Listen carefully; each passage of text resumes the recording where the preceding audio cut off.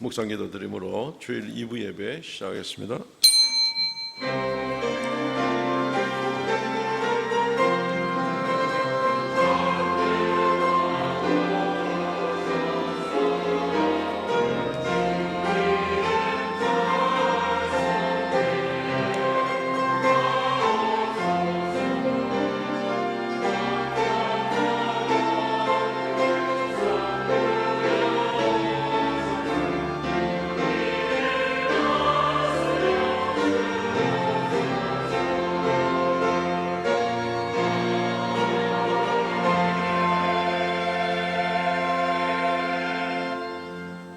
눈물을 흘리며 씨를 뿌리는 자는 기쁨으로 거두리로다. 울며 씨를 뿌리러 나가는 자는 반드시 기쁨으로 그 곡식단을 가지고 돌아오리로다. 만세전부터 우리를 택하시고 또 우리를 부르시며 믿음 가운데 오늘까지 인도하신 하나님 은혜를 감사합니다. 지난 한 주 동안도 우리를 불꽃 같은 눈으로 살피시고 동행하셨습니다. 오늘 주 앞에 나와 머리 숙이오니 우리의 지나간 날들 다 주님께 맡겨드리고 이제 또 새로운 마음으로 주님과 동행하고 이 한 주간을 시작하고자 합니다. 하나님 우리의 예배를 받으시고 좌정하사 홀로 영광 찬송 받아 주옵소서. 우리를 더욱 새롭게 하여 주시고 이 한 주간 더욱 주님을 바라보고 주를 의지할 때에 주님께서 우리 하나님 되심을 나타내 주시고 우리를 긍휼히 여겨 주시옵소서. 성도들의 가정마다 복을 더하여 주옵소서. 예배 이 시종을 주 앞에 의탁하옵고 예수님 이름으로 기도하옵나이다. 아멘.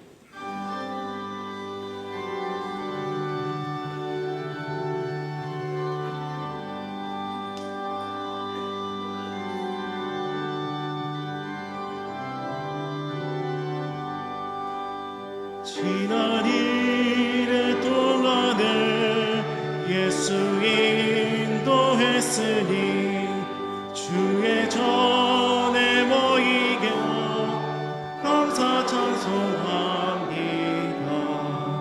가장 복된 이 날은 한해란 시표로다.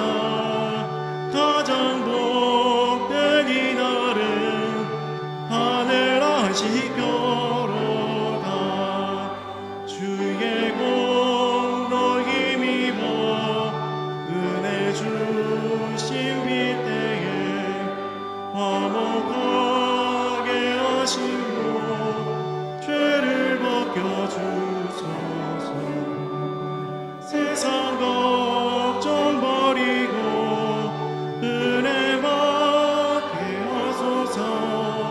세상 걱정 버리고 은혜 받게 하소서.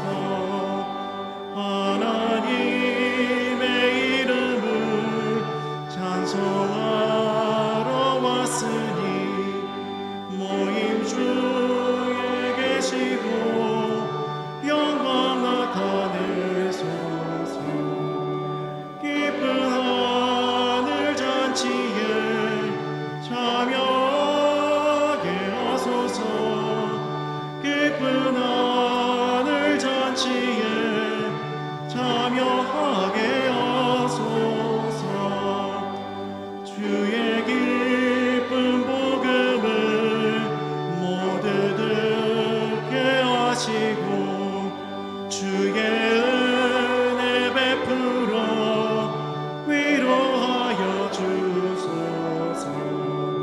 주님 오실 때까지 이 날 지키리로다. 주님 오실 때까지 이 날 지키리로다.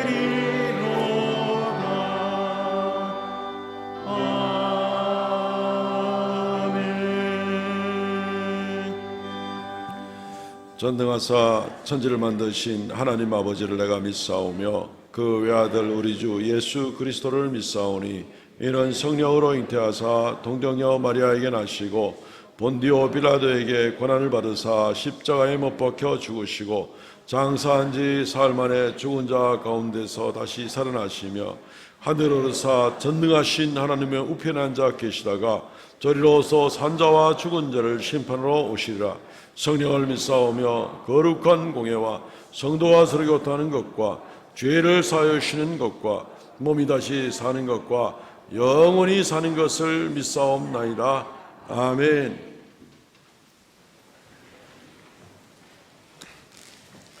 교동문 49번 시편 108편 말씀입니다.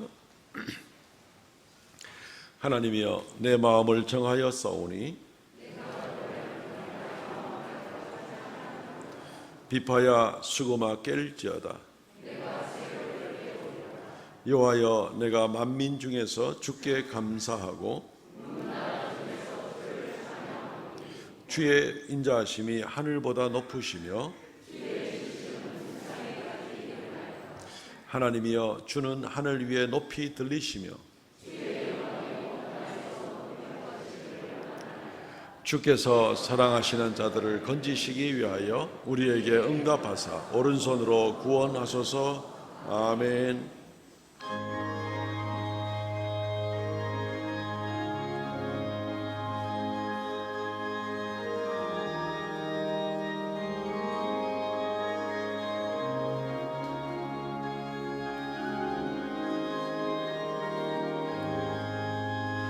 주가 맡긴 모든 역사 힘을 다해 마치고 밝고 밝은 그 아침을 맞을 때 요단강을 건너가서 주의 손을 붙잡고 기쁨으로 주의 얼굴 배우리.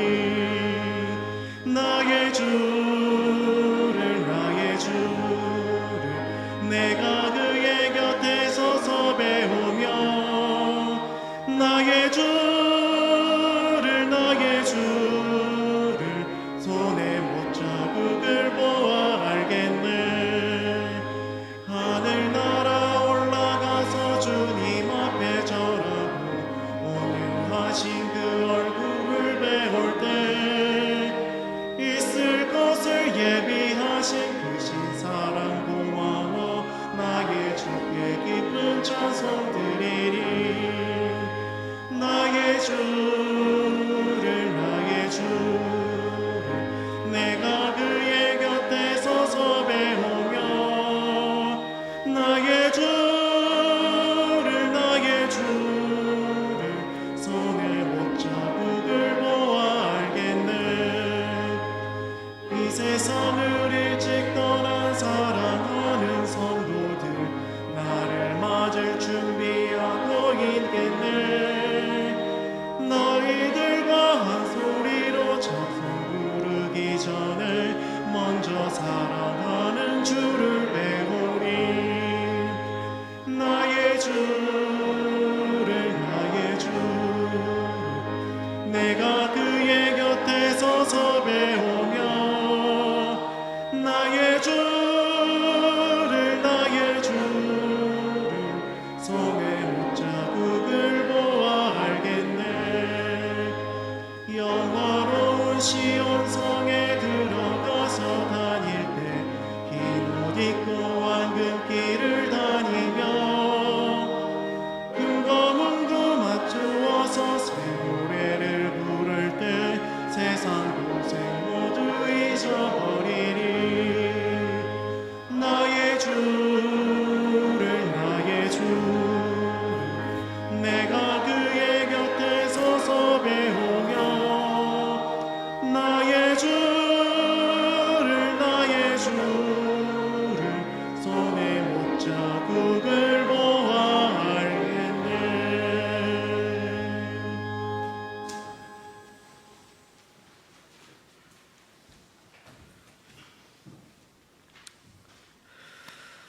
사랑과 은혜가 충만하신 하나님 아버지, 주님의 은혜를 진심으로 감사를 드립니다. 우리에게 항상 좋은 것을 주시기를 원하시고 우리에게 항상 주님의 영광을 받으시기를 원하신 우리 주님, 오늘도 이렇게 복된 주의 날을 허락하여 주시어서 각양각처에 흩어져 있던 주의 권속들을 불러 모으시고 하나님 아버지 앞에 나와 함께 예배하게 하심을 감사를 드립니다. 하나님, 우리들은 이 세상에 살아가면서 주님이 기뻐하지 못하는 그런 일들을 너무 많이 하였습니다. 우리는 이 세상 살아가면서 세상의 것을 쫓아갔고 세상의 것을 위하여 살아갔고 세상을 너무나 좋아하며 살아왔던 저희들 모습들을 주님, 저희들 기억합니다. 주님의 것을 더욱더 사랑해야 되는데, 주님을 더 높이며 살아가야 되는데 세상에 더 높은 가치를 두고 살아왔음을 저희들 고백합니다. 하나님 아버지, 저희들의 죄를 용서하여 주시옵소서. 우리들이 이제 살아가야 할 것은 하나님의 영광을 위하여 살며 하나님의 기뻐하시는 그 뜻을 위하여 살아가야 될 것인데, 우리들이 앞으로 살아갈 길을 주님께서 인도하시고 우리들이 잘못된 길로 들었을 때마다 주님께서 저희들에게 깨우침을 주시어서 새롭게 주님의 뜻에 따라 살아갈 수 있는 우리 믿음의 백성들 될 수 있도록 도와주시옵소서. 우리들은 이 세상 살아가는 것이 나그네와 같은 삶이며 이 세상은 잠시 스쳐가는 그러한 삶들입니다. 우리가 우리의 가죽을 벗고 육체 밖에서 주님을 바라볼 때에 주님께서 우리를 기쁘시게 맞이할 그날을 저희들 소망하며 살아갑니다. 하나님 아버지, 우리 삶들을 주님께서 인도하시고 바르게 살아갈 수 있도록 주님 인도하여 주시옵소서. 하나님 아버지, 이 삼성교회를 축복하시고 삼성교회를 은혜 가운데 더욱더 성장하며 부흥할 수 있도록 주님 축복하여 주시옵소서. 60년이 넘은 이 교회가 이제는 더욱더 힘차게 나가야 되겠습니다. 하나님이 기뻐하시는 교회로 더욱더 성장하여야 되겠습니다. 선교하며 전도하며 어려운 자들을 돌아보며 또한 가르치는 일들에 힘쓰는 저희들 교회가 되게 하시고, 또한 병들어하며 힘든 자를 위하여 저희들 기도하며 병낫게 할 수 있는 그런 교회가 되어야 되겠습니다. 교회가 교회의 역할을 바르게 행할 수 있도록 주님 은혜를 내려주시옵소서.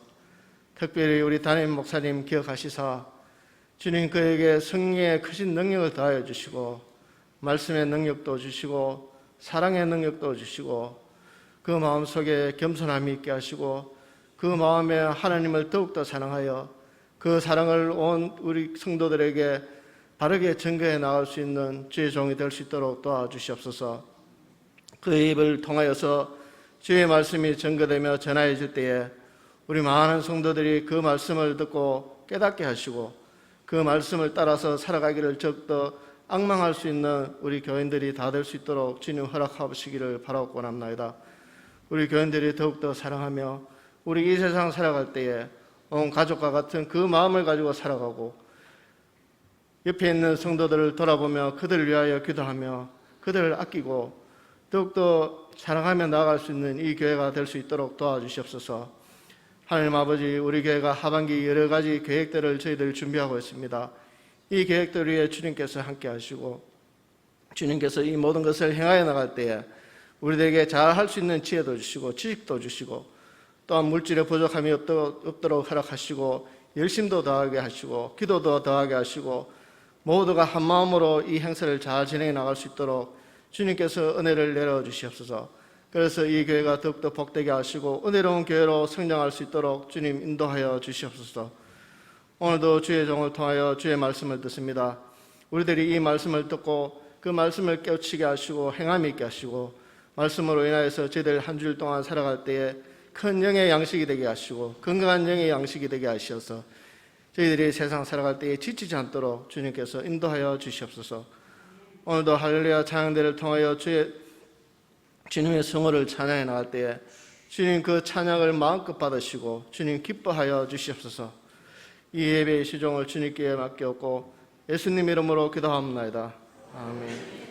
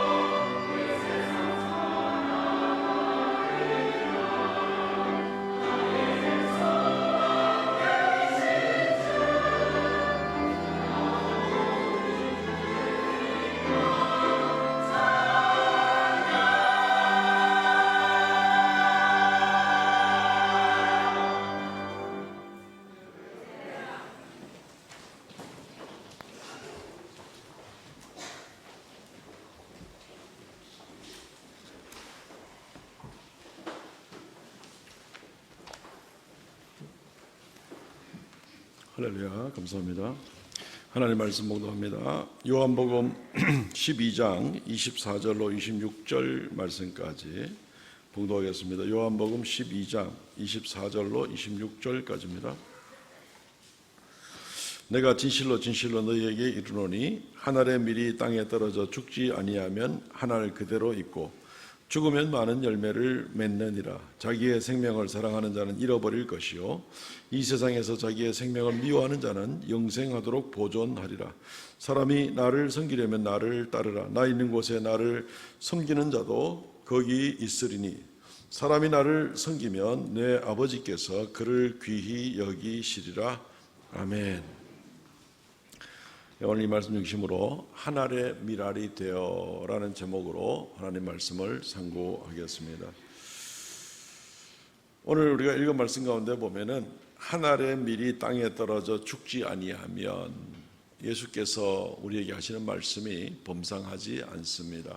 땅에 떨어져 죽지 아니하면 죽으라는 말씀인데, 우리가 혹 예수 믿고 또 성령 충만함을 받으면 모든 것이 형통하고 성공으로 귀결되도록 원하는 것이 우리의 바람일 수 있는데, 여기에 죽음으로 귀결되는 듯이 하늘의 밀이 땅에 떨어져 죽지 아니하면 하고 죽으라는 것을 암시하는 것은 이것이 무슨 의미일까 하고 우리가 생각해 보게 되는 것입니다. 인본주의적인 생각은 모든 일들을 성공으로 귀결시키려고 합니다만은 성경은 사실은 반대를 가르치고 있습니다. 하나님은 우리에게 인생의 피라미드 제일 꼭대기에 서라고 우리를 가르쳐 주고 있지 않습니다. 사실 오히려 피라미드와는 비교가 되지 않을 정도로 높은 곳에서 예수 그리스도께서는 보좌를 버리시고 땅에 내려오셨고, 그리고 육신으로 나셨고 십자가에 달리셨고 무덤에까지 내려가시는 그것을 주님께서 우리에게 보여주셨는데, 우리는 사실은 이 예수님의 이 내려오는 방향과는 별 관계 없는 듯이 올라가고 높은 곳에 올라가서 내가 저 정점에 이르러야 되겠다 하는 그런 생각을 가지게 되는 것이 마치 무슨 아메리카 드림, 요즘에 동남아 사람들이 꿈꾸는 코리아 드림 이런 것처럼 교회 드림, 엉뚱한 꿈을 꾸는 혹시 그런 모습은 있지 않는가 하는 것을 우리가 생각해 보게 됩니다. 그런데 예수님께서는 그렇게 하지 않았죠. 성공이라는 단어는 그리스도 예수 안에서는 허상과 같은 낱말에 지나지를 않습니다. 세상 사람들이 생각하고 있는 성공은 주님과는 사실은 별 아무런 관계가 없는 말이라는 것을 우리는 생각해 보아야만 합니다. 많은 교회들이 성공주의로 달려가는 모습들이 있습니다. 많은 성도들이 또 심지어 많은 목회자들마저도 성공주의를 가르치고 또 그것을 추구하는 사람들도 얼마든지 많이 있습니다. 성공주의로 나가다 보니까 인기와 명예에 관심이 많고 심지어는 돈에 욕심이 많고 브레이크 없는 인생길을 달리는 모습을 달려가는 것을 보게 됩니다. 주님의 가르침 또 주님의 보여주신 모습과는 사실은 정반대. 주님은 내려오셨는데 나는 올라가려고 하니까 이것은 주님이 가르치는 것은 완전히 다른 그런 모습을 보게 되는 겁니다. 오늘 본문을 통해서 우리 그리스도인들의 진정한 삶의 자세가 무엇인지, 그리고 그 결과는 우리가 어떤 것을 얻게 되는지를 좀 생각해 보려고 합니다. 주님이 오늘 하신 이 말씀은 사실은 좀 역설적인 그런 말입니다. 한 알의 밀이 땅에 떨어져 죽으면 하고 이렇게 이야기를 하고 있는 겁니다. 죽지 아니하면 그대로 있고 죽으면 많은 열매를 맺느니라. 죽으면 많은 열매를 맺고 죽지 아니하면 아무것도 아니고, 이런 식의 이야기를 하시게 되면서 역설적인, 죽는데 많은 열매를 맺는다, 죽는데 오히려 뭔가 번창한 것 같아 하는 이런 말은 역설적이죠. 일반적인 생각과는 좀 반대가 되는 그런 말씀이라고 볼 수 있습니다. 그렇지만 실제적인 여러 가지 증거를 통해서, 역설적인 말 같지만 증명을 통해서 이것이 분명히 입증되게 되면 그 역설이 사실은 역설같이 보이지만 그것이 정설이구나, 우리가 미처 깨닫지 못했던 그 원리 가운데서 놀랍게 그것이 진리구나, 이것을 우리가 깨닫게 되는 것입니다. 오늘 말씀을 통해서 그런 부분들을 생각해 보고 우리가 역설로 달려가는 그러한 삶이 오히려 영광으로 달려가는 삶이다 하는 것을 우리가 보게 되기를 원합니다. 예수 그리스도의 모습을 먼저 한번 보겠습니다. 예수 그리스도께서는 하늘의 미랄이 되셨습니다. 24절 말씀, 오늘 스크린에 성경 구절 안 나와도 성경 구절 차례대로 세 절을 읽게 될 거니까 성경을 보시면 됩니다. 내가 진실로 진실로 너에게 이르노니 하늘의 미랄이 땅에 떨어져 죽지 아니하면 하늘 그대로 있고 죽으면 많은 열매를 맺느니라. 주님의 가르침 자체가 사실은 역설 같은 말씀이다라고 지금 말씀을 드렸습니다. 모순되는 것 같죠. 죽으면 망하는 건데 죽으면 오히려 많은 열매를 맺는다는 게 이게 말이 되는가?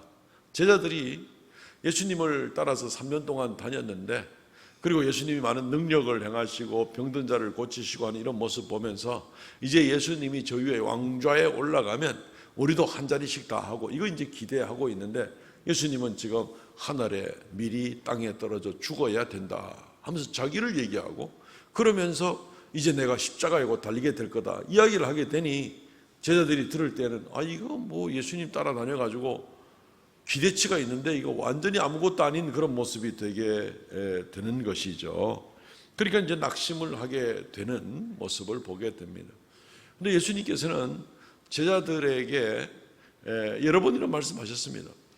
제자들이 그냥 오해를 하고 예수님의 가르침과 관계없이 내 기대치는 예수님이 뭐라고 약속을 하든 뭐라고 가르치는 관계없이 내 생각에는 이러면서 이제 자기 마음대로 예수님의 가르침을 재단을 하고 판단을 하고 그대로 나가야 된다고 생각을 하고, 그렇게 안 되면 잘못된 거라고 생각하고, 제자들 생각이죠. 그거는 제자들 생각입니다. 주님께서는 그런 식으로 가르친 적이 없습니다. 오히려 이 역설 같은 진리를 오히려 여러 번 더 이야기를 했을 뿐이죠. 마태복음 19장 말씀에도 보면은 베드로가 얘기합니다. 주여, 우리가 모든 것을 버리고 주님을 따랐으니, 뭐 버렸잖아요. 뭐 물고기 잡는 배도 버려두고 가족도 버려두고 예수님 쫓아다녔으니 그러면 이제 우리가 뭘 얻겠습니까? 베드로의 역설이 아닌 정상적인 생각은 내가 많이 버리고 주를 따랐으니 주님께서 나한테 많이 줘야만, 이것이 이제 정상적인 생각이 되겠죠. 주님이 뭐라고 말합니까? 내가 진실로 내게 이르노니 세상이 새롭게 되어 인자가 영광의 보좌에 앉을 때 나를 따르던 너희도 12보좌에 같이 앉을 것이다. 어떻게 생각하면 영광이 약속되는 것 같은데, 어떻게 생각하면 베드로가 좀 허전합니다. 왜냐하면 베드로, 내가 이만큼 다 버리고 주님을 따랐으니 지금 이 세상에서 이것 이상의 놀라운 걸 줘야 되지 않겠습니까? 이건데 예수님의 말씀은 내가 나중에 영광의 보좌에 앉을 때 너희도 영광의 보좌에 같이 앉게 해줄게, 이제 이런 약속이 되니까 그럼 뭐지? 이 땅에서 그럼 아무것도 아니란 말인가? 이런 생각을 가지게 되는 것입니다. 그것은 어쨌든 베드로의 기대요, 베드로의 착각이고 자칫하다가는 예수 팔아가지고 성공주의를 나가고자 하는 그런 모습이 될 수가 있습니다. 주님은 또 말합니다. 같은 마태복음 19장인데 또 내 이름을 위하여 집이나 형제나 자매나 부모나 자식이나 전토를 벌인 자마다 여러 배를 받고 또 영생을 상속하리라. 비슷한 말입니다. 버리는 건 다 땅에서 다 버리는 겁니다. 집이나 자녀나 부모나 형제나 전토나 버릴 거는 다 이 땅에 있는 것들 버리는 거죠. 그런데 주님이 주겠다는 건 뭡니까? 영생을 상속하리라. 영생을 상속한다니까 저 나중에 언제 받을 것 같은 이런 생각이 들지 않습니까? 그러면 이 땅에 있는 거 다 버리고 저 하늘에 있는 거를 받게 된다는 얘기인데, 이거 뭔가 좀 손해보는 거 아닌가 싶은 생각을 해볼 수가 있는 겁니다. 그러면 오히려 여기서 역설 같은 느낌이 드는 거죠. 다 버리는데 나한테 주는 것도 없고 저 먼 후일을 가서 뭔가 뭐 준다고는 하시는데, 이러면서 오히려 그것이 영광이다 이런 얘기하니까 이게 지금 역설이지 이게 뭐냐 이런 생각을 해볼 수가 있게 되는 겁니다. 주님께서는 그렇지만 이 말씀을 통해서 제자들이 바른 삶의 길을 가기를 원하는 겁니다. 예수님이 약속하지 않은 것을 우리 마음대로 기대하고 그러지 마시기 바랍니다. 예수님이 약속도 안 했는데 내 마음대로 판단하고 내 마음대로 옳다 그러고 내 마음대로 기대치를 가지고 그러다가는 실망하고 혼자서 난리를 치는 거죠. 그런 모습은 그렇게 바람직하지 않습니다. 우리가 예수님의 자녀들이라면 예수님이 뭐라고 말씀하셨는가를 생각해야 되지. 한 번도 약속도 하지 않은 거 가지고 나 혼자 그냥 환상에 빠져가지고 나가는 그런 모습들은 굉장히 위험할 수가 있습니다. 주님께서는 십자가에 나가게 되면서 내가 이제 영광을 받을 때가 왔도다. 굉장히 좀 애매해요. 십자가에 달릴 때가 가까이 온 것은 곧 죽으러 가시는 때가 가까이 온 것을 말하는데, 그때 예수님이 하시는 말씀이 영광을 받을 때가 가까이 왔도다. 제자들은 점점 마음이 쫄이는 겁니다. 일반 세상의 원리는 어떻습니까?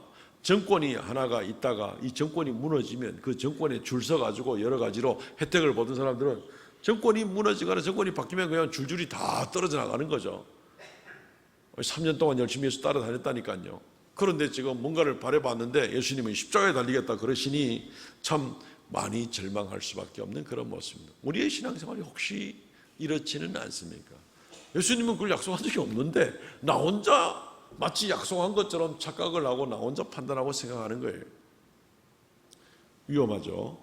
주님의 약속은 그런 게 아닙니다. 주님은 십자가에 나아가는 것이 하늘의 미랄이 땅에 떨어지는 것이고, 그리고 십자가로 나아갔다가 부활로 임하게 되는 것이 영광이고, 사실은 죽음은 영광이 아닌 것이 아니라 예수님의 죽음도 영광이에요. 왜냐하면 예수님의 죽으심으로 하나님의 구원하시고자 하는 계획이 드디어 완성되는 이 일을 이루게 되고, 수많은 사람들의 죄값을 치르는 현장이 바로 이 하나님의 뜻을 이루는 십자가의 현장일진데, 죽음마저도 하나님의 영광이 되는 것이죠. 큰 영광이 되는 것이죠. 죽음은 영광이 아니고 죽음은 망하는 거고, 땅에서 막 존경받고 칭찬받고 부자가 되고 막 이게 영광이라고 생각하면 그건 우리가 생각하는 영광입니다. 잘못 판단하고 있는 겁니다. 착각해서는 안 된다는 겁니다. 주님이 생각하는 영광은 하나님의 뜻을 이루는 겁니다. 물론 부활과 승천과 보좌 우편에 올라가서 통치하는 것은 더 말할 수 없는 영광이지만, 영광의 시작은 십자가에서부터 시작이 되는 겁니다. 십자가에서부터 시작이 되는 것이죠. 많은 사람의 생명을 살리는 것이 바로 주님의 영광이 되는 것입니다. 우리가 하늘의 밀이 땅에 떨어져 죽으면 열매를 맺는다고 하는데, 죽으면 그냥 망해버리고 아무것도 생명력도 없이 없어져 버리는 것을 여기서 그 죽음이라고 말하고 있는 건 아니죠. 그냥 다 썩은 미랄 같으면 뭐 열매를 맺지 못합니다. 생명력은 있습니다. 다만 미랄의 모양은 해체가 되겠죠. 거기서 뭐 뿌리도 나오게 되고 줄기도 나오게 되고 이렇게 해서 결국은 많은 곡식을 맺게 되는 것이죠. 생명력은 있습니다. 그러나 나는 버리는 겁니다. 내 자신을.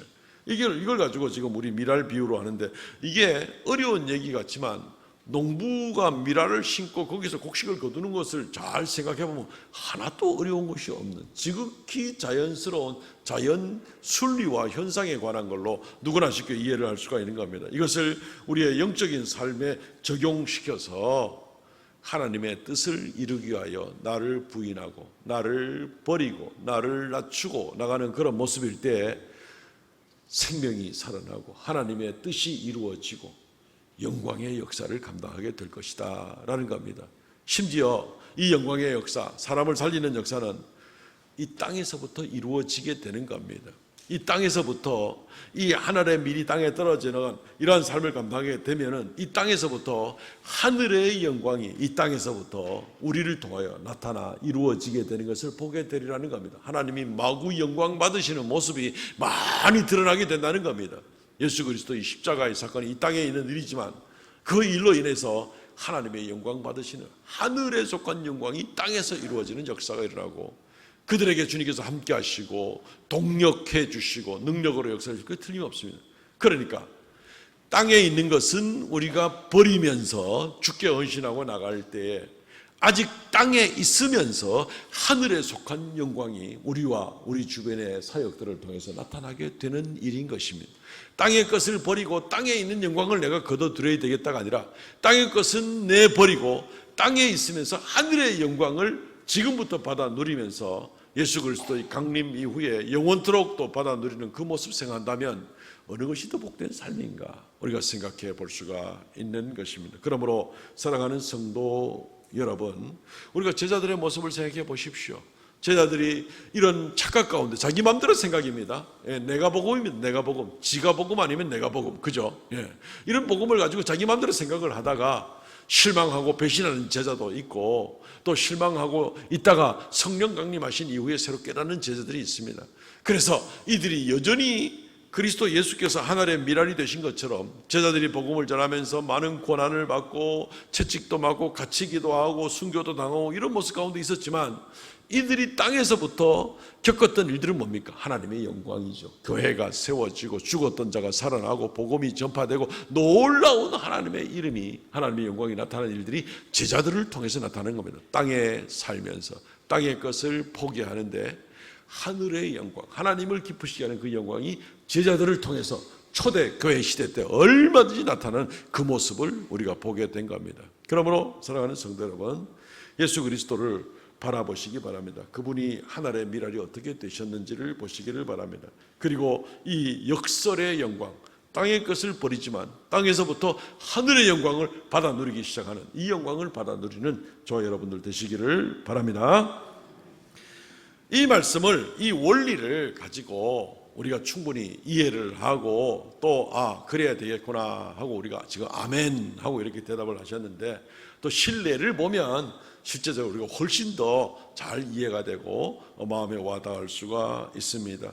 25절 말씀에 자기 생명을 사랑하는 자는 잃어버릴 것이요 이 세상에서 자기의 생명을 미워하는 자는 영생하도록 보존하리라. 실제로 예수님의 이 말씀을 실천해서 하늘의 미랄이 되어, 한국에 있는 선교지 중에 하늘의 미랄이 되어라고 이름이 붙여진 선교지가 있습니다. 하늘의 미랄이 되어. 이 광주의 그 호남신학교에 있는 그 뒷동산에 보면은 선교사들의 그 묘역이 있습니다.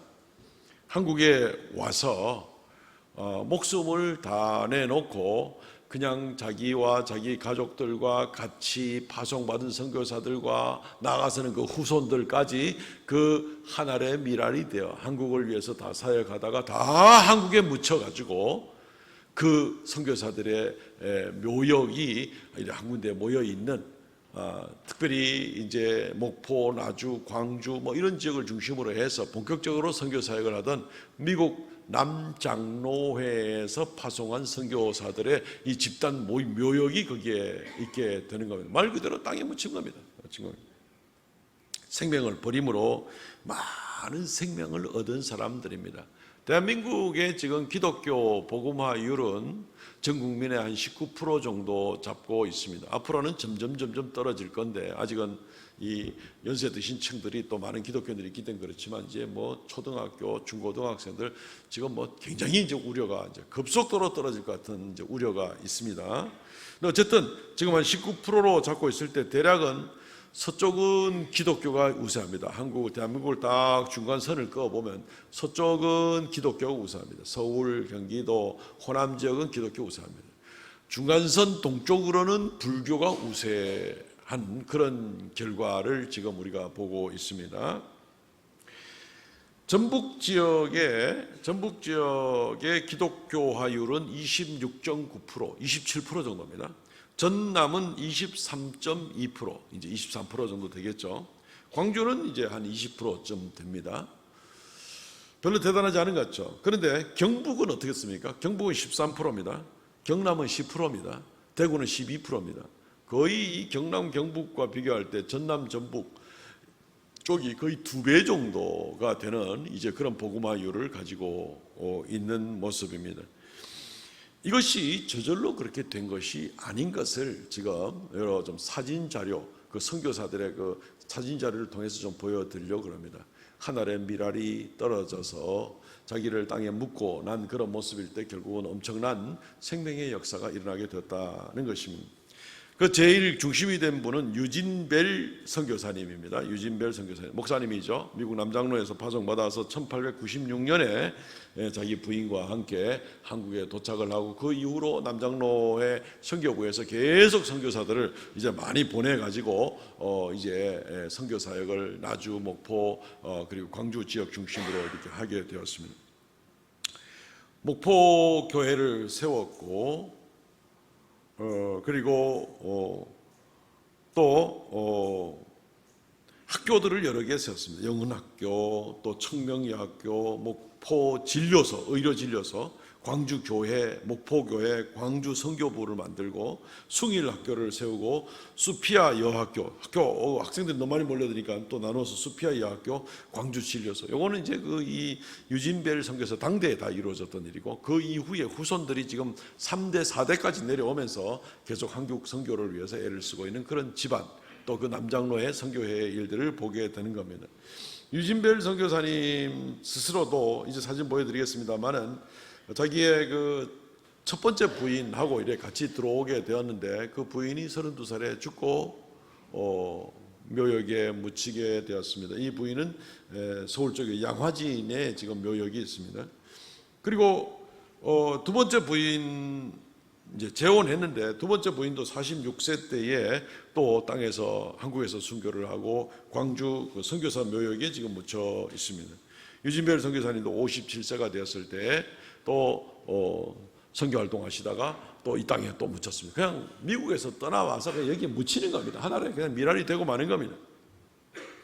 이들이 세운 목포교회라든가 이런 등등의 교회들에서 우리가 잘 아는 그 민족 애국자들, 그 남궁혁 장로님이라든가 또는 목사님들 가운데 이기풍 목사님이나 이런 분들이 거기서 다 훈련을 받고 이제 조국을 위해서 일하고 한국 교회를 위해서 일했던 그런 일들을 우리가 또 볼 수가 있는 것입니다.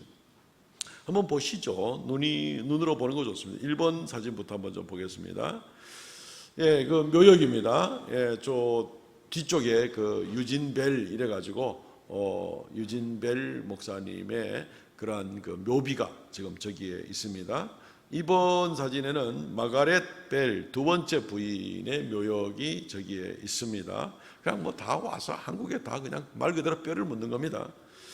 3번에는 선교사 자녀들의 무덤들입니다. 굉장히 좀 마음이 좀 짠하게 와닿는 그런 부분이기도 합니다. 저기 좀 이래 비석이 좀 상해져 있기도 하고 잘 안 보이기도 하는데, 저기 내용은 뭐냐면은 왼쪽에 있는 거는 이제 로버트입니다. 로버트라는 아이가 1911년 9월 7일 날 태어나서 1913년 4월 26일 날 죽었다 하는 것을 기록하고 있습니다. 1년 반 살았습니다. 오른쪽에 있는 아이는 토마스라는 아이는 1909년 9월 14일 태어나서 1913년 4월 27일 죽었습니다. 3년 반 살다가 갔습니다. 부모가 선교사라서 따라왔다가 뭐 어떻게 보면은 미처 못 다 핀 꽃들이 되겠죠. 그런데 이들마저도 아무 역할이 특별히 없는 것 같아도 그냥 하늘에 묻힌 그냥 미랄들이 되는 겁니다. 여기에 이제 그 자세히 보시면 뭐라고 기록되었냐면은 이 세상 이번 생명으로 들어온 해가 1911년 9월 7일이다. 그리고 영원한 생명으로 들어간 해가 1913년이다. 이렇게 기록되어 있습니다. 저 비문에 지금. 이 땅에 들어온 생명과 영원한 생명으로 들어간 것, 이렇게 표현을 해놓는 것이 굉장히 아주 그건 절실하게 그냥 성경 말씀의 진리대로 우리가 이 땅에 잠시 왔다가 영원한 곳으로 나아가게 되는 이것을 그냥 적나라하게 지금 이렇게 보여주는 겁니다. 이 땅에 몇 년에 왔다가 저 영원한 곳으로 몇 년에 가고, 이제 그 얘기를 기록한 것이죠. 예, 좋습니다. 어린 미랄들이었습니다. 4번은 치과 의사 부부의 그 선교사입니다. 다양한 직업을 가진 선교사들이 와서 역시 또 뼈를 한국에 묻고 간 겁니다. 5번은 서서평이라는 그 간호사의 무덤입니다. 이분이 그냥 일개 간호사인 것 같지만 사실은 한국 교회에 엄청난 일을 하신 이제 이런 분인데, 어쨌든 이분의 이름이 이제 쉐핑인데 이제 한국말로 서평 이렇게 한국식으로 이름을 지었죠. 조금만 더 봅니다. 이제 6번은 유진벨 선교사의 얼굴 사진이고, 활동은 아까 좀 말씀드렸고, 그리고 7번, 8번 넘어가시면 8번에 서서평 선교사, 오늘 요 두 사람 이야기 조금 집중하려고 합니다. 서서평 선교사는 간호사라 말씀드렸습니다. 한국에 우리 지금 각 교회에서 여전도회가 얼마나 막강합니까? 그죠? 노회 여전도회만 하면 벌써 큰 일들을 시작을 하고, 전국 여전도회 그러면 1년에 교회 몇 개씩 세웁니다. 이 한국 교회에 또 각 교단들이 활동하고 있는 여전도회 전부 다 활동을 치면은 여전도회 활동은 이루 말할 수 없습니다. 한국교회 여전도회가 처음 시작이 된 것은 이분 서서평 선교사님을 통해 가지고 여전도회가 처음 시작이 되었습니다. 정말 형편없는 인권이 유린당하고 여성들의 존재 자체가 완전히 천하게 이김을 받던 그 시대였단 말이죠. 그럴 때 이분이 이제 여성들을 교육을 하고 뭐 뒤에 나옵니다. 이름도 붙여주고 막 이러면서 이분이 결국 계몽 운동도 하고 복음도 전하고 교회 일꾼들을 세워나가고 이 여전도회 운동을 처음 시작한 분입니다. 그리고 얼마 전까지 우리 한국의 대부분 교회들이 했죠. 그죠? 성미 모으는 것도 이분이 성미 운동을 처음 시작을 해서 교회가 어려울 때 잘 견디고 나갈 수 있도록 하는 그런 운동을 한 것도 이 서서평 선교사가 시작을 한 겁니다.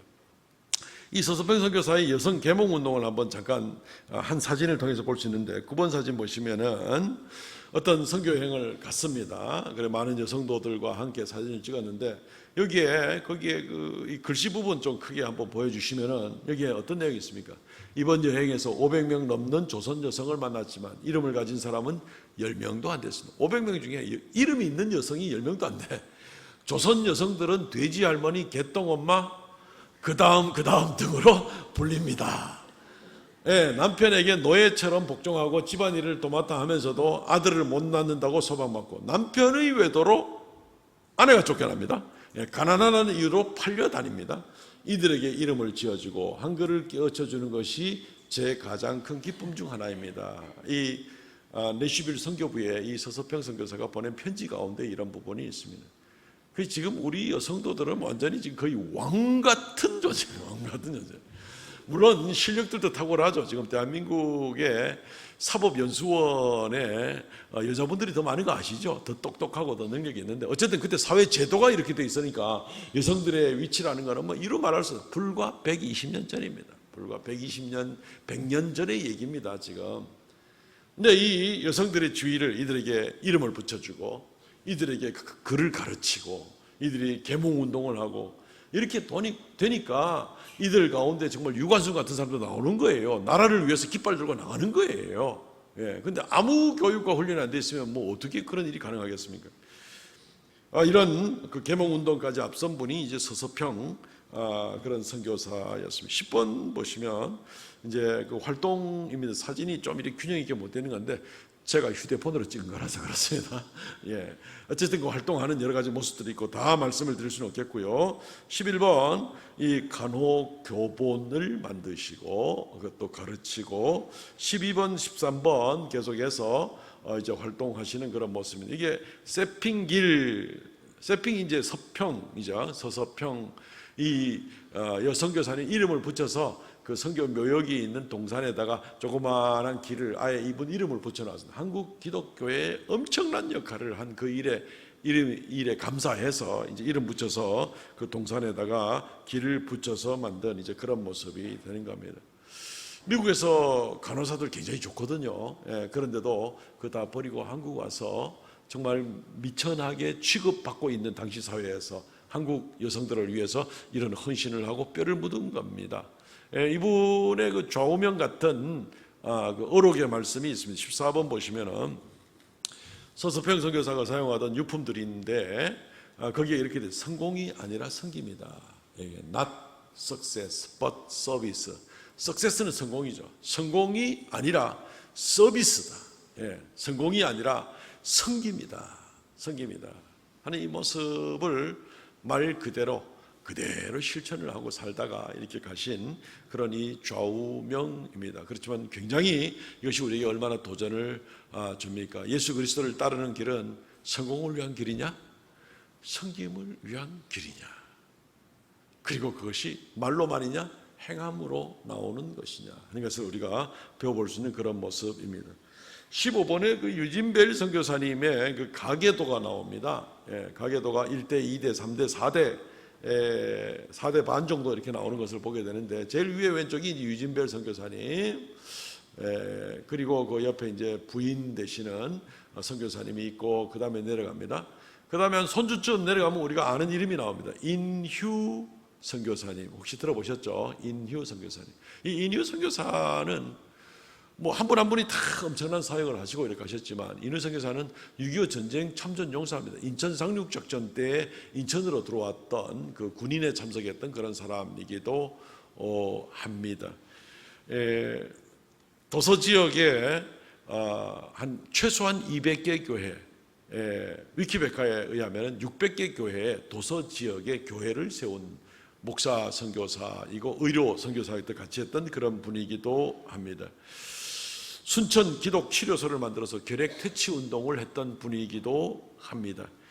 그러다가 나중에 음주 운전자, 버스 운전기사에 의해서 차가 충돌을 하게 되고 거기서 정신을 바로 잃었는데 앰뷸런스가 없어서, 그러니까 병원까지 가면서 응급조치를 앰뷸런스 안에서 해야 되는데 이것이 없어서 그냥 택시에 실려서 병원에 가다가 차 안에서 이렇게 하나님 부름을 받았던 인휴 목사님, 엄청난 사역을 하시고 이렇게 가셨습니다. 그리고 나서 그 아들 때 이래 내려와서 누굽니까? 잘 아는 제일 오른쪽 끝에 인요한, 혹시 이름들 많이 들어보셨죠? 예, 그 연세대 그 세브란스 병원에 그 국제 진료 소장을 맡고 계시는 이제 그런 분입니다. 조금 이따 좀 보여드리겠습니다.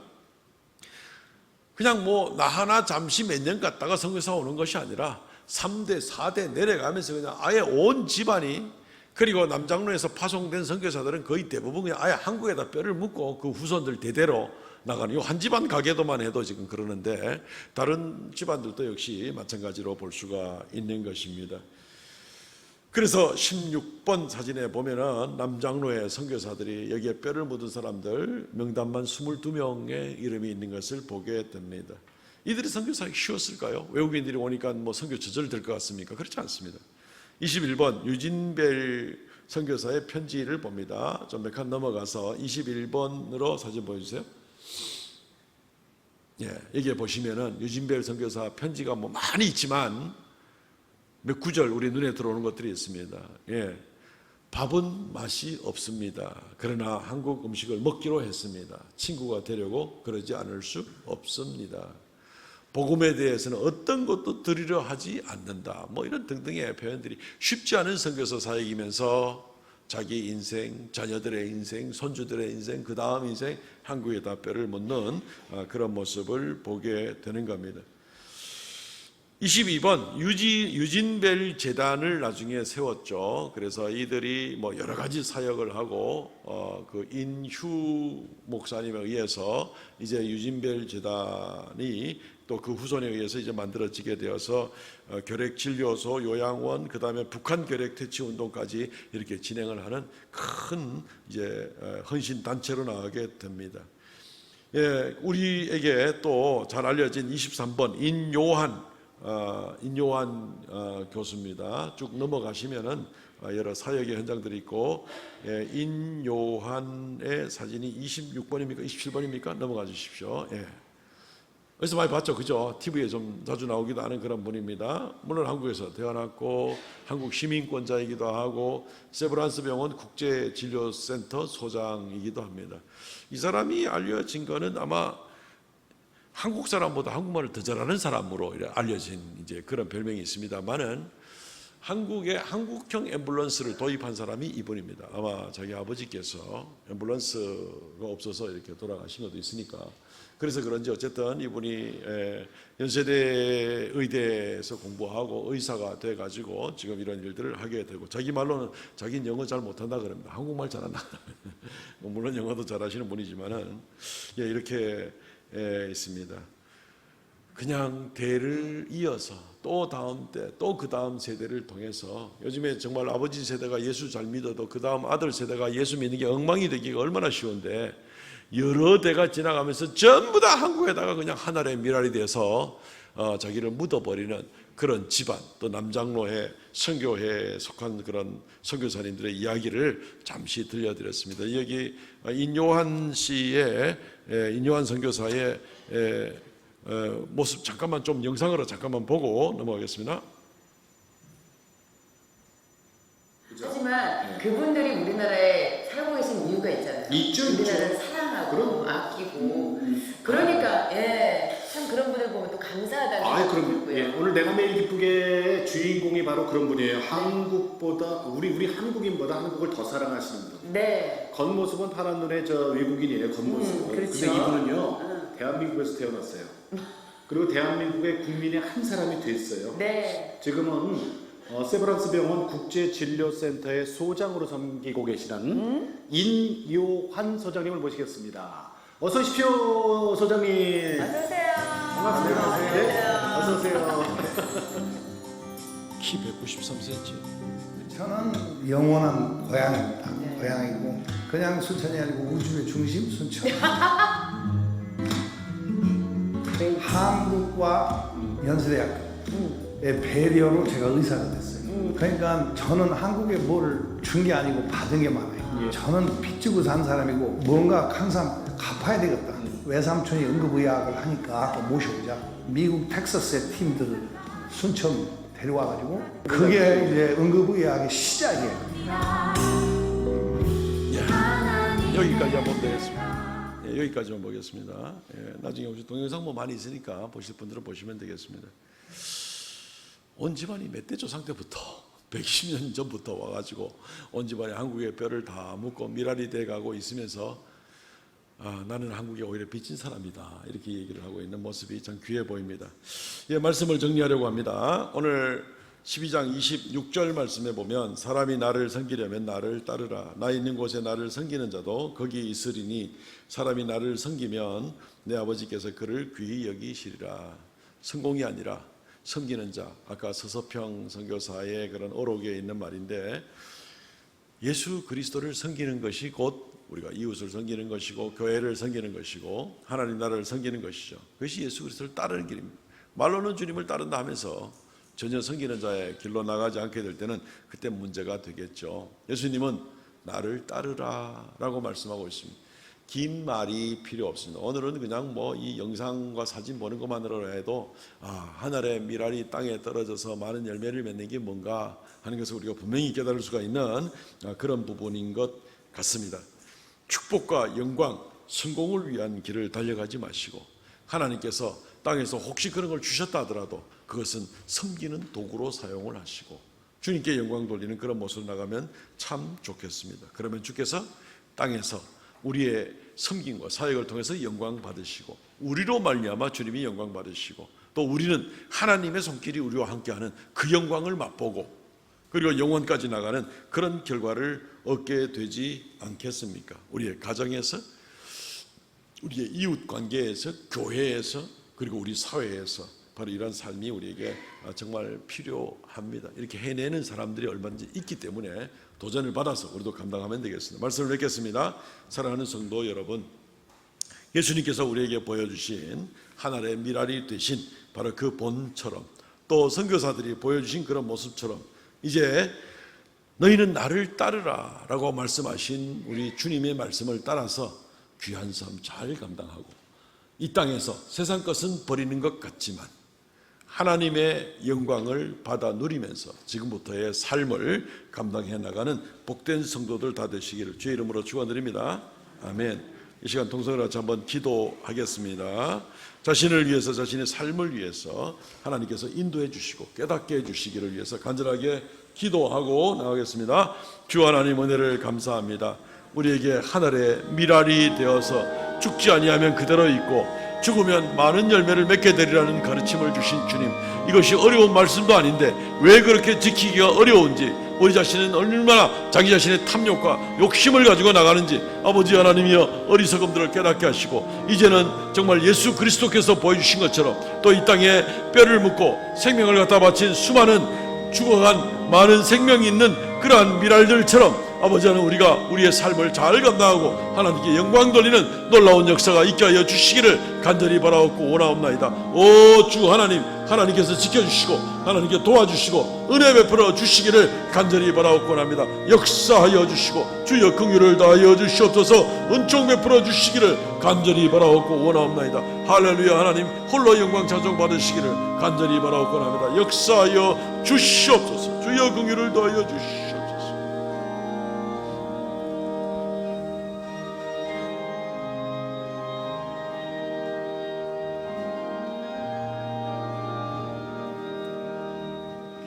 기도하는 이 시간 주께 무릎 꿇고 우리 구세 주 앞에 나아가네 믿음으로 나아가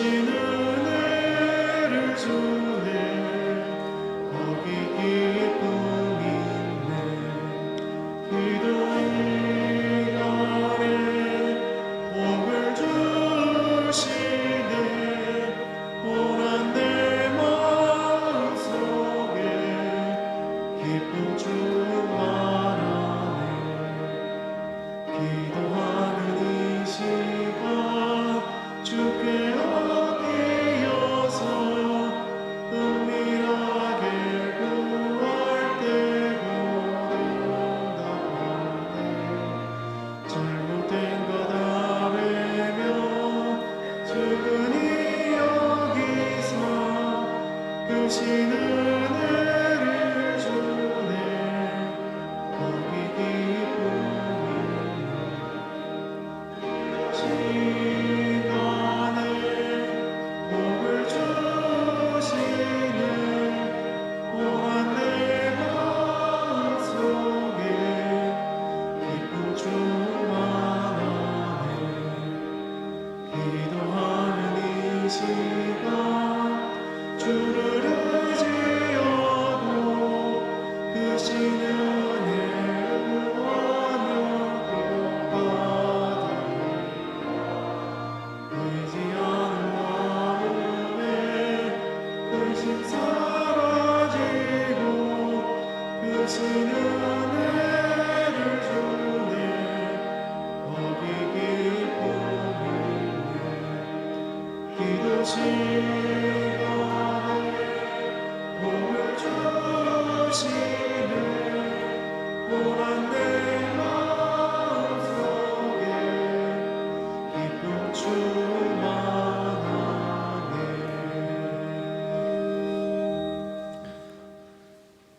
하늘의 땅에 떨어져 죽은 미랄이 되어서 수많은 생명을 살리신 예수 그리스도 우리 주님께 감사합니다. 또 신앙의 선배들을 통하여서 선교사들을 통하여서 많은 본을 보여주신 주님, 우리가 또한 역시 주를 따르는 것은 하늘의 미랄이 되기를 원하는 주님의 뜻인 줄 다시 한번 깨닫고 주여 이제부터 우리의 남은 삶의 자세를 반듯하게 하여 최선을 다하여 주를 따르는 그 인생길이 되게 하여 주옵소서. 복되게 하여 주옵소서. 땅에서부터 하늘의 능력의 영광을 맛보는 우리가 되게 하여 주시옵소서. 이 시간 주의 말씀을 쫓아 11주의 예물과 감사의 예물과 정한 예물을 드리오니 일일이 기억하시고 연락하여 주셔서 생명의 역사, 주의 이름 존귀케 되는 역사가 나타나게 하여 주옵소서. 드린 손길마다 주를 주인으로 인정하고 드리는 그 믿음을 보시고 인생의 모든 걸음마다 주님 함께하여 주시오며 주의 권능과 은혜의 역사가 넘치게 하여 주셔서 주님 오라 하시는 그날까지 충성을 다하기에 부족함이 없도록 주님 늘 풍성함으로 은혜 다하여 주시옵소서. 감사하고 예수님 이름으로 기도하옵나이다. 아멘. 지금은 우리 주 예수 그리스도의 은혜와 아버지 하나님 극진하신 사랑과 성령의 교통하심과 새롭게 하심의 역사가 주 앞에 머리 숙여 예배하는 하나님의 거룩한 백성들에게 영원토록 함께 있을지어다. 아멘.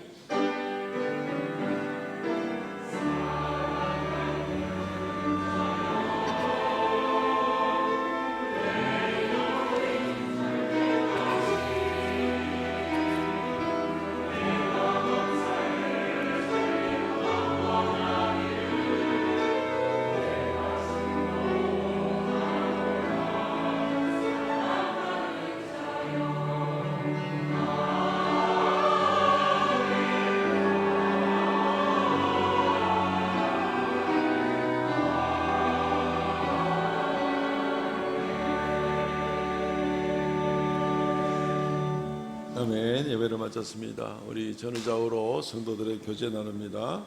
하늘의 미랄이 되겠습니다. 최소한 4명한테는 고백을 해야 효과가 있지 않겠어요?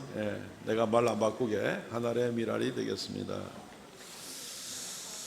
주보를 참조해 주시고요.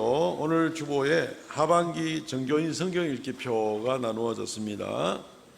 작년까지는 좀 하반기 성경 읽기는 굉장히 좀 이렇게 쫓기듯이 석 달 만에 다 읽도록 되어 있는데 상반기처럼 여유 있게 그렇게 배정을 해 놓았습니다. 그래서 이번 주부터 1월 둘째 주까지 성경을 읽으시면 돼요. 상반기하고 비슷한 분량들로 배정을 해 놓았으니까 이번 주에 창세기 읽으시고 매주마다 주보를 통해서 광고를 통해서 그날 그 주간 읽을 본문들을 알려드리도록 그렇게 하겠습니다. 예, 오늘 오후에도 지난주와 마찬가지로 가정 세미나가 사남전도회 유교전도회 주최로 계속됩니다. 오늘은 부모 자녀 세미나입니다. 우리 성도들 다 참석하셔서 또 우리 특별히 또 고려신학대학원에 상담학을 전공하시고 가르치시는 우리 하재성 교수님 모시고 우리가 귀한 강의를 듣게 되니까 참석하시고 은혜 받으시고 복된 가정들 다 되시기를 바랍니다. 예, 3, 4분기 정기 재직회가 이 광고 마치고 바로 진행되도록 하겠습니다. 예, 우리 추석이 이번 주말 또 오는 주일까지 이렇게 걸쳐져 있어서 예배에 조금 변화를 주게 되었습니다. 금요 기도회는 쉬고요. 토요일 날 각 가정에서는 추석 가정 예배를 드리시면 되겠습니다. 토요일 날 추석 당일 날 여러분들 아마 나가시면서 요 예배 안내를 받게 될 텐데 여기 자료들 다 있으니까 가족끼리 모여서 토요일 날 잠시 추석 주신 하나님께 감사하면서 예배하면 되겠습니다. 그리고 다음 주일은 오후 예배를 가족과 함께 감사하며 보내는 시간으로 정했습니다. 추석도 끝물인데 또 주방에 봉사할 일도 또 쉽지가 않은 그런 과정이고 또 우리 성도들도 가족들과 함께 머물 수 있도록 그렇게 배려를 했습니다. 참고하시기를 바랍니다. 47기 성경 통독반이 9월 13일 9월 13일입니다. 내일 모레가 아니고 그 다음 주 추석 끝나고 10시부터 시작이 됩니다. 전에 47기였는데 그때 시작하다가 말았기 때문에 다시 47기가 됩니다. 많이 참석하셔서 성경 통독반에 참여하시면 좋겠습니다. 지난주에 광고 나간 하반기 제자훈련, 금요전도, 권사기도의 날짜 다시 한번 확인하시고 문화교실도 그 같은 주간에 시작됩니다. 가족모임도 그때부터 시작하기로 하겠습니다. 샤론 찬양대, 은혜 찬양대 반주자로 김남희 집사님을 임명합니다. 많이 수고를 부탁을 해 주시기 바랍니다. 수고를 부탁합니다. 오늘 점심 식사는 장무현 은퇴권사님이 섬기시고 간식 송편이 있습니다. 이정호 원로 장로님, 박달성 은퇴권사님 가정에서 송편으로 떡으로 또 이렇게 공개해 주십니다. 감사를 드립니다. 모처럼 우리 또 자녀 출생이 있습니다. 우리 조진우 집사, 조향미 집사 가정에 등려하게 되었습니다. 축하드립니다. 결혼하고 한 5년 기다렸습니다. 하나님 은혜로 이번에 출산하게 되어서 너무 감사를 드립니다. 성경 완독자들 김순자 권사님, 김영자 권사님, 박현주 집사님, 방경자 권사님, 최교인 장로님 수고 많으셨습니다. 일어나서 폐회송 부르고 곧바로 재직회를 진행하도록 하겠습니다.